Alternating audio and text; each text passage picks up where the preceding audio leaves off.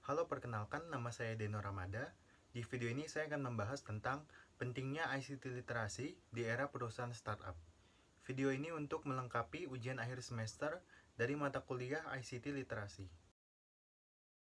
Mengenai pengertian literasi secara sederhana, dapat diartikan sebagai kemampuan membaca dan menulis. Namun, literasi dalam hal ini tidak terbatas pada mengakses atau membaca informasi melalui perangkat TIK. Literasi teknologi informasi dan komunikasi dalam hal ini adalah kemampuan untuk menggunakan teknologi digital seperti laptop, alat komunikasi seperti ponsel pintar, dan jaringan untuk mencari solusi atas permasalahan yang ada di kalangan masyarakat di era digitalisasi industri.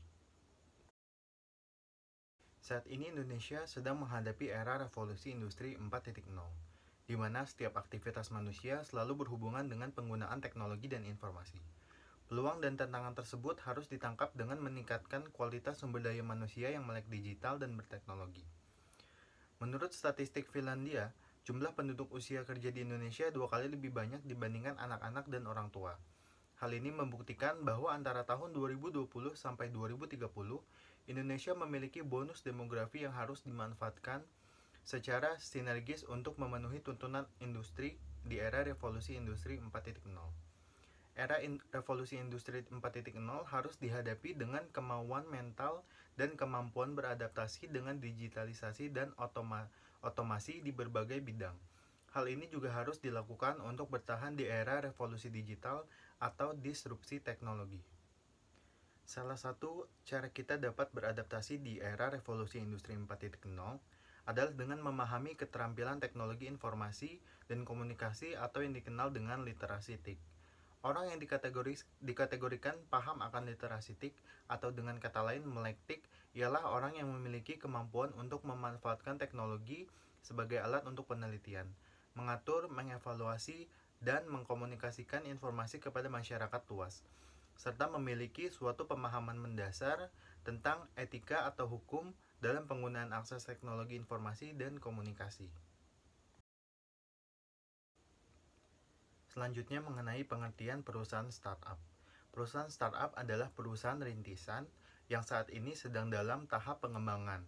Pengembangan baik dalam produk, layanan, pangsa pasar, model bisnis, dan lain-lain. Startup diibaratkan sebagai perusahaan yang masih muda, masih banyak berubah, dan belum terlalu matang. Startup biasanya mengacu pada perusahaan yang layanan atau produknya berbasis teknologi. Apa yang dihasilkan startup, baik berupa barang maupun jasa, menyoroti masalah yang ada di pasar. Hal ini menjadikan perusahaan startup sebagai solusi dari masalah yang sudah dikenal banyak orang. Solusi startup tidak hanya menyelesaikan suatu masalah besar, namun juga memberikan solusi untuk masalah spesifik lainnya yang terkait dengan masalah besar. Sebagai contoh, saat ini adalah di mana maraknya e-commerce. E-commerce itu menunjukkan bahwa sekarang teknologi bisa memberikan opportunity atau kesempatan bagi para penjual yang sebelumnya menjualkan barangnya secara offline di toko-toko maupun di ruko-ruko pinggir jalan, sekarang bisa memasarkan jualannya itu melalui toko-toko online e-commerce seperti Shopee, Lazada, dan juga Tokopedia. Karakteristik utama startup adalah inovatif dan disruptif. Inovatif berarti pembaharuan atau kreasi baru, dan disruptif artinya mengubah sistem yang memang sudah ada. Agar inovasi yang diciptakan dapat memenuhi kebutuhan pasar, startup harus lebih melihat dari sudut pandang konsumen terlebih dahulu agar ide yang nantinya akan direalisasikan tidak sia-sia. Poin ini terkait erat dengan konsep nilai pelanggan. Contohnya Gojek, di mana Gojek ini menghadirkan inovasi yang bersifat disruptif atau dapat mengubah sistem yang sudah ada. Contohnya seperti sebelumnya orang-orang itu naik ojek itu secara tradisional gitu. Misalkan di stasiun atau di beberapa pangkalan ojek, biasanya kita untuk naik ojek itu harus nyamperin abang ojeknya itu di pangkalan ojek terdekat gitu. Namun untuk sekarang ini Gojek menghadirkan di mana kita bisa memesan ojek online maupun taksi online melalui aplikasi di smartphone. Selanjutnya mengenai digital literasi atau literasi digital. Literasi digital yang masuk dalam literasi TIK memainkan peran penting dalam perusahaan karena keterampilan digital mempengaruhi industri. Saat ini penting bagi perusahaan untuk mempromosikan kemampuan digital karyawannya. Selain membuat karyawan lebih aktif dan produktif, manfaat utama yang mungkin didapatkan perusahaan adalah keuntungan. Karena di dunia modern ini kemampuan digital merupakan bagian dari persaingan bisnis. Bisnis yang tidak melek digital gagal memahami pentingnya membangun media sosial untuk membangun merek dan juga mempresentasikan perusahaan kepada publik. Dan manfaat literasi digital juga memperbaiki proses bisnis. Namun tentunya hal ini harus didukung oleh karyawan yang mumpuni dalam hal literasi digital. Tenaga kerja yang melek digital dapat membantu bisnis memanfaatkan inovasi untuk menghasilkan aliran pendapatan. Seperti yang kita ketahui, banyak bisnis memperoleh pelanggan mereka secara digital dan akhirnya memungkinkan bisnis untuk bertransaksi secara online. Keterampilan digital sangat penting dalam dunia kerja. Bentuk kompetensi digital yang umum digunakan dalam bidang profesional adalah performa platform untuk menyajikan konten dan media. Tempat perusahaan saat ini menjangkau banyak secara online. Karyawan diharapkan memahami media sosial yang dapat digunakan perusahaan untuk mempromosikan produk dan konten. Beberapa contoh media sosial yang biasa digunakan itu adalah Instagram, Twitter, Facebook, dan sebagainya.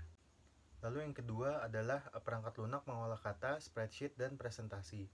Saat ini kemampuan tersebut wajib dimiliki oleh karyawan yang mengerti Microsoft Word, Excel, PowerPoint, dan juga Google Docs. Lalu yang ketiga adalah alat kolaborasi. Banyak posisi yang mengharuskan karyawan untuk berkolaborasi lintas tim. Jika pekerjaan karyawan memerlukan masukan dan banyak pendapat dari tim lainnya, ada baiknya menggunakan alat seperti Dropbox, Google Drive, Evernote, dan juga Slack. Yang keempat adalah alat komunikasi. Dengan karyawan yang bekerja dari rumah, penting bagi perusahaan untuk menerapkan alat komunikasi di luar kantor. Format alat ini dapat digunakan untuk konferensi video seperti Zoom, Discord, dan juga Google Meet. Literasi digital adalah keterampilan yang wajib dimiliki karena dibutuhkan untuk belajar, bekerja, dan mengarahkan kehidupan di dunia yang semakin digital. Selain itu, kompetensi digital yang memungkinkan kita memproses informasi secara tepat, efisien, dan juga aman. Nah, berikut ini adalah cara-cara untuk meningkatkan literasi digital agar bisa lebih pintar dalam menggunakan internet. Nah, yang pertama itu belajarlah berpikir kritis. Kita tahu di mana saat ini internet itu sangat mudah sekali mendapatkan suatu informasi. Tetapi kita juga harus memilah dan memilih suatu informasi yang kita dapatkan gitu. Jangan seolah-olah kita langsung menelan mentah-mentah sebuah informasi yang kita dapatkan dari internet. Yang kedua adalah memanfaatkan sosial media. Belajarlah dari konten-konten yang dilihat, lalu bisa kita mulai belajar bikin konten sendiri untuk bisa menjadi promosi, lalu juga personal branding, dan lain-lain. Lalu yang terakhir adalah membiasakan diri menggunakan perangkat-perangkat basis seperti Microsoft Excel, Google Docs, dan juga lainnya. Atau mungkin bisa mencoba beberapa perangkat yang memang dikhususkan untuk profesional seperti Adobe Premiere, Illustrator, dan juga After Effects, dan lain-lain. Sekian video dari saya tentang pentingnya ICT literasi di era perusahaan startup. Jika ada kekurangan dalam video ini atau juga kata-kata yang kurang berkenan, mohon dimaafkan dan terima kasih.